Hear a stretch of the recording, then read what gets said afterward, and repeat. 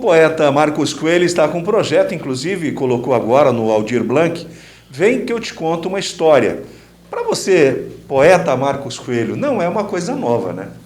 Não, são 25 anos já de contação de histórias, mas eu venho me especializando. E depois de conhecer a famosa Ruth Helma, nossa saudosa escritora e poetisa das crianças, esse projeto ganhou mais relevo, né? E aí, este ano eu tive essa grata satisfação de inscrever no projeto Aldir Blanc, né? Assim, para ver se a gente é contemplado também e vem a difundir mais ainda a contação de histórias.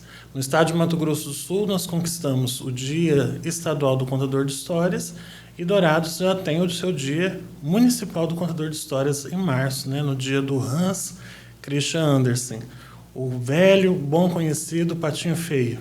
Marcos, quando se fala em contar história, é só para criança? Não, a contação de histórias ela serve a todas as faixas etárias. A criança, claro, pela descoberta, tudo, mas não tem adulto que não se encante com a contação. E a contação de histórias ela tem servido hoje para o universo do coaching, né? Muitas histórias são contadas para poder trabalhar esse ramo empresarial, o ramo do empreendedorismo, do conhecimento de si mesmo, resgate de depressão, tratamento de pessoas, né, que passam pela situação de tristeza, de amarguras, que a vida moderna proporciona. Assim como nos asilos, né, nas casas de repouso, trabalhar com a infância e também a maturidade, nos dois eixos, né, da vida. E pensar também como que a história pode ser terapêutica, em qualquer fase. Crianças com câncer, né, tratamento do câncer, adultos, jovens, não tem idade para a história. Todo mundo sempre gosta de ouvir uma boa história. Existe uma norma para se fazer uma história, se criar uma história? A única norma da história é que ela tem que ser interessante. É claro que toda história ela tem que ter um conflito, geralmente, né? E você tem que achar um clímax e um determinado objetivo. Muito diferente de, às vezes, algumas outras artes, a história, geralmente, ela é, sim, direcionada. Quando a gente quer trabalhar qualquer temática, você pode criar uma história específica. Eu quero trabalhar a educação ambiental, o Dia da Árvore, então posso criar uma história nesse sentido. Foi muito interessante minha experiência agora. Eu fui convidado num projeto... ouvindo, né, ao pé do ouvido, né, contando histórias ao pé do ouvido, em Salvador, Bahia. E a proposta é que nós trabalhássemos uma questão voltada à educação ambiental, mas que resgatasse o folclore. E eu criei uma história que chama Os Três Delegados, que é justamente 3 sacis, né, o gorro amarelo, o gorro vermelho e o gorro azul, que são os delegados da floresta. Uma história bem divertida, animada, para poder justificar tanto a educação ambiental, mas também dá uma vertente para o folclore, o conhecimento que a criança deve ter a respeito das crendices populares, aquilo que a gente conhece no nosso dia a dia. Existe etapa para se criar uma história ou para criar histórias de amor, poesias como você faz? O critério principal é você pensar no seu interlocutor.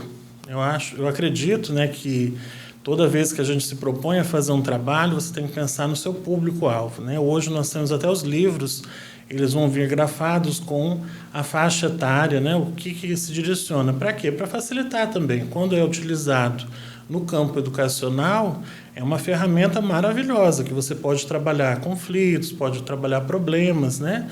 Eu já utilizei a contação de histórias, inclusive em formação de professores, com trabalho com profissionais que trabalham em determinadas empresas, né? Para quê?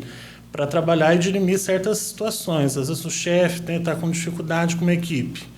E aí ele vem e fala assim, olha, gostaria muito de contratar o seu trabalho, mas eu quero trabalhar tal e tal e tal conflito. Aí você já trabalha, monta uma história num ambiente próprio, que seja geralmente que tenha uma âncora no sentimento do seu interlocutor, do seu leitor. O seu leitor, na verdade, vai ser o seu ouvinte nesse ponto, né? Porque a história ela pode ser escrita ou pode só apenas ser contada. Geralmente, quando nós escrevemos, o escritor adora escrever, né? Então, nós escrevemos e no contar a história a gente vê como funciona. E, às vezes, no contar você vai vendo que certos pontos que você trabalhou na escrita não funcionam na hora que você conta. E aí você adapta e cativa o leitor na hora, que é o seu ouvinte. E aí a história funciona, que é uma maravilha. Emociona, as pessoas choram, as pessoas riem e choram. Às vezes elas não sabem se elas vão rir ou chorar, ou se elas vão chorar e rir ao mesmo tempo. E tudo vai da maestria e da arte do próprio contador. E isso vem com o tempo, né? A gente vai administrando e lapidando essa arte de contar a história. Mas o segredo maior é a oralidade.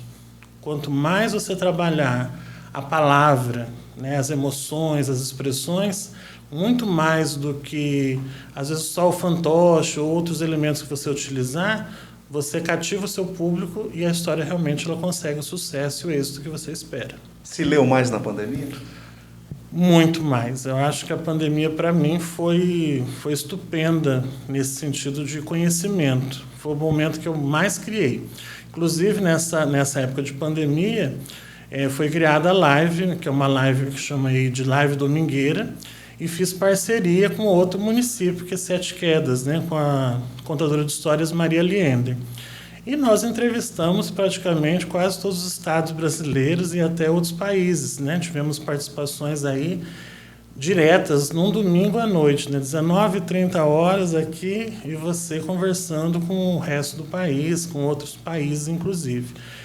Falando de fatos do dia a dia, filosofia, conta uma história, conversa com o público, interage e troca essas experiências, né? Muitos livros, muitas novelas, muitos livros saíram nesse período, inclusive em Dourados, né? Já estivemos aqui no Dourados News justamente falando de livros que foram publicados e muitos serão publicados nos próximos dias, justamente no período da pandemia.